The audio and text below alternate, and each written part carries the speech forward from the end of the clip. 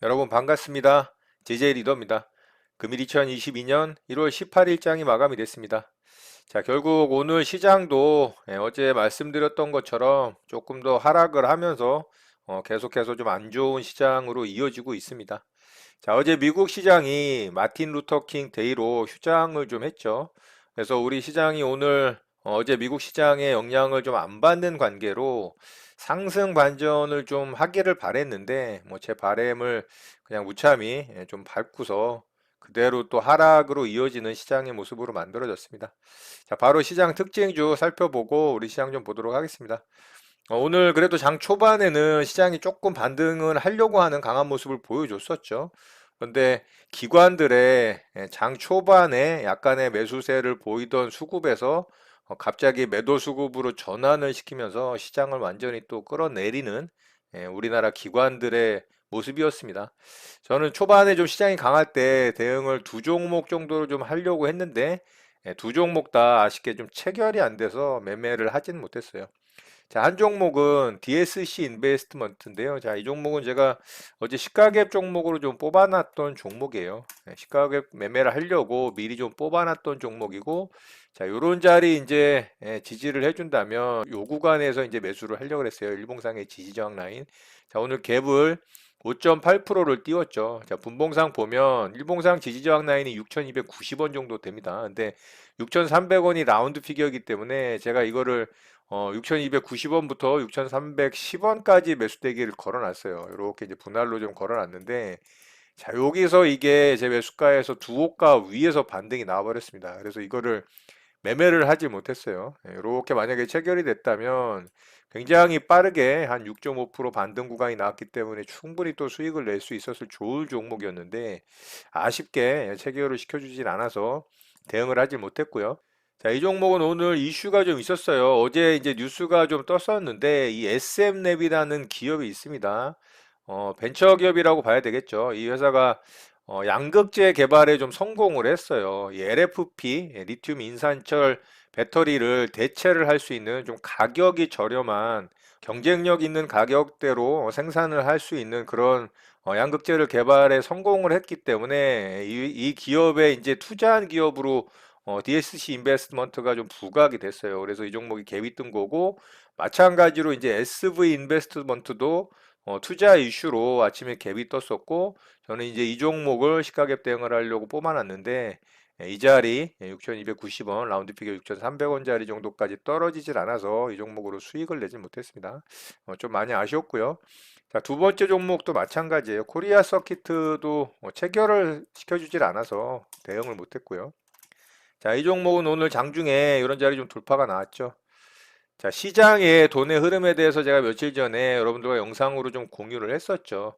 역시나 돈의 흐름이 들어간 이 섹터의 종목들은 이런 어려운 시장에서도 이렇게 상승이 나옵니다. 그러니까 돈의 흐름이 얼마나 중요한지 그런 부분들도 꼭 체크를 하시고 종목들을 좀 대응을 한다면 좋은 결과를 얻을 수 있다라고 보고요. 자, 이 종목은 31,450원짜리가 일봉상의 이제 지지저항 라인이죠. 뭐 라운드 피겨로 잡자면은 31,500원 정도 되겠죠. 그래서 제가 31,550원까지 또 이거를 매수대기를 해놨어요. 이 정도 되죠. 자, 근데 이거를 또 체결을 안 시켜준 겁니다. 여기서 돌파 이후에 이렇게 조정 줬죠.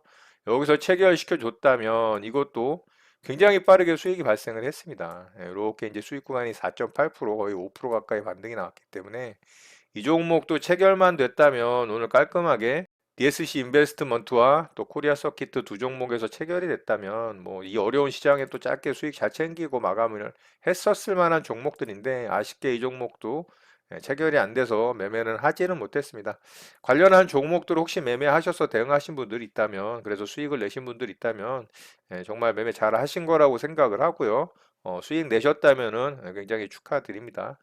자, 아쉽게 저는 이렇게 두 종목 오전에 좀 놓치고 오전장 중반서부터 시장이 급락을 하기 시작하면서 아, 오늘 시장도 또 답이 없겠구나라고 생각을 하고 계속 좀 관망을 했습니다. 자, 바로 시장 특징주 좀 보도록 할게요.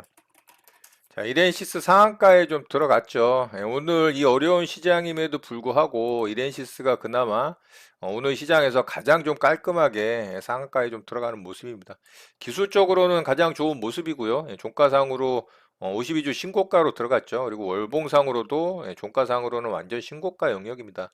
그래서 기술적으로는 굉장히 좋아 보이는데 거래 대금이 굉장히 약하죠. 이 앞에 거래 대금에 너무 비교되게 약하게 터졌고 또 분봉상 움직임도 좀 급하게 상한가에 들어가는 모습이라 이 부분이 조금 아쉽긴 합니다. 그래서 이 종목이 일봉상으로는 굉장히 좋아 보이긴 합니다만 다른 조건들이 조금은 아쉬운 부분들이 있기 때문에 내일 움직임 좀 살펴보는 정도 보면 좋을 것 같습니다. 자, 두 번째 종목으로 한국석유 좀 보도록 할게요. 자, 오늘 석유주들이 또 상한가에 들어갔죠. 그런데 이 앞에 이런 매물대에 또 갇혀 있는 위치고 일봉상 보더라도 굉장히 안 좋은 자리에서 이제 상한가에 들어가는 모습이죠. 단기적으로도 일단은 여기 이제 매물대에 갇혀 있는 자리고 거래 대금이 조금 터지긴 했습니다만 뭐 그렇게 강력한 거래 대금은 또 아니고요. 뭐 이슈가 좀 있었죠. 국제유가가 이 최고치를 경신을 하면서 공급 우려에 이 관련주로 좀 부각이 됐는데요. 오늘 석유주들 좀 움직였습니다. 중앙에너비스하고 흥구석유가 좀 움직였는데요. 중앙에너비스가 2등 주격으로 좀 움직였죠. 자, 윗꼬리를 달았어요. 결국에는 단기적으로 이런 또 매물대의 부담을 느끼는 거죠. 그래서 그렇게 좋아 보이지 않고요. 흥구석유 정도가 또 3등 주격으로 움직였는데 자, 흥구석유도 마찬가지입니다. 윗꼬리를 달면서 마감이 됐기 때문에 일봉상의 모습도 별로고요. 그래서 석유 관련주들 그냥 좀 살펴보는 정도 보면 좋을 것 같습니다. 한국석유도 분봉상 좀 급하게 움직이긴 했는데 상한가를 깔끔하게 들어가지를 못했죠. 그만큼 재료가 그렇게 강력하지 않다라는 얘기고 시장 분위기도 별로기 때문에 좀 깔끔하게 굳히지를 못하는 그런 모습인 것 같습니다. 그래서 두 종목 정도 오늘 특징주로 좀 살펴봤고요. 자, 오늘 특징주 이렇게 마치도록 하고요. 바로 우리 시장 좀 보도록 하겠습니다. 자, 우리 시장 정말 답이 없습니다. 결국에는 제 음봉 캔들이 만들어지면서 제가 조금 더 하락할 수 있을 가능성이 있다. 이 자리를 좀 확인하러 올 수 있다라고 말씀을 드렸죠. 결국에는 오늘도 음봉 캔들로 만들어지면서 어제보다 아랫꼬리가 더 없이 마감이 됐어요. 그렇다는 얘기는 이 자리를 확인을 하겠다라고 좀 봐야 되겠죠. 그래서 2830포인트, 2820포인트 자리 또 지지를 하는지 이 자리를 좀 확인을 해야 될 것 같고요. 자, 코스닥 시장도 굉장히 안 좋았죠. 자, 코스닥 시장은 코스피 시장보다 훨씬 좀 안 좋아요. 전 강후약이죠. 전강후약의 패턴이 만들어지면서 장 초반에 좀 위로 살짝 슈팅을 줬다 아래쪽으로 빠졌는데 사실 이런 시장이 훨씬 더 이 체감도는 안 좋습니다. 왜냐면은 시가에서 아래쪽으로 바로 다이렉트로 빠졌다가 아래 꼬리를 달면서 상승을 시켜주는 음봉이더라도 그런 패턴으로 마감이 되는 게 체감도는 지금 만들어진 것보다 좀 덜 하거든요. 왜냐하면은 이게 위쪽으로 올랐다 빠지게 되면 실질적으로 하락으로 느껴지는 퍼센테이지가 이렇게 되는 겁니다. 그래서 이게 오늘 느껴지는 하락률이 마이너스 2.6% 정도의 하락률을 체감을 하게 되기 때문에 종목들의 움직임도 굉장히 음봉의 길이가 길어지고 하락률도 커지는 거죠. 그래서 오늘 종가상으로는 마이너스 1.46%이긴 하지만 체감도는 마이너스 2.5%짜리입니다, 이게. 그래서 종목들의 움직임을 보면 굉장히 하락률이 깊죠. 그래서 이런 시장이 훨씬 더 안 좋다. 이 하락 시장에서의 전강 후양 패턴이 가장 좀 피곤한 시장 패턴이라고 좀 보시면 돼요. 자, 코스피는 조금 덜하긴 했습니다. 코스피는 이제 상승을 했다 빠진 게 아니고 좀 횡보하다 빠졌기 때문에 코스피가 이제 체감도가 조금 덜한 거죠. 그래서 코스피는 마이너스 0.9% 정도 가까이 좀 하락을 하고 마감이 됐지만 어쨌든 이런 저점 자리 확인을 하러 내려와야 된다. 자, 오늘 수급적인 측면도 완전 별로였죠.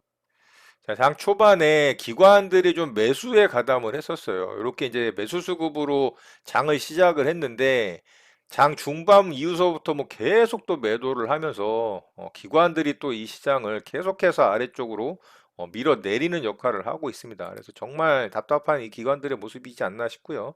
오늘도 올매도죠. 오늘도 기관들 전체가 올매도를 하면서 우리 시장을 지금 하방 압력으로 계속 미는 가장 좀 원흉이다. 이렇게 보시면 돼요. 자, 외국인이 뭐 매수 수급을 좀 보여주긴 했지만 뭐 그렇게 의미 있는 매수 수급은 아닙니다. 기관들이 밀어버리니까 장 막판에 살짝 이제 매수 수급으로 전환을 시켰긴 했습니다만 그렇게 시장에 도움이 되는 모습은 아닙니다. 그래도 뭐 이 정도도 양매도가 나오는 것보다는 그래도 낫지 않나. 뭐 이렇게 좀 위안을 좀 삼아 보고요. 자, 코스닥도 마찬가지로 양매도가 나오면서 좀 안 좋은 시장으로 계속 만들어지고 있죠.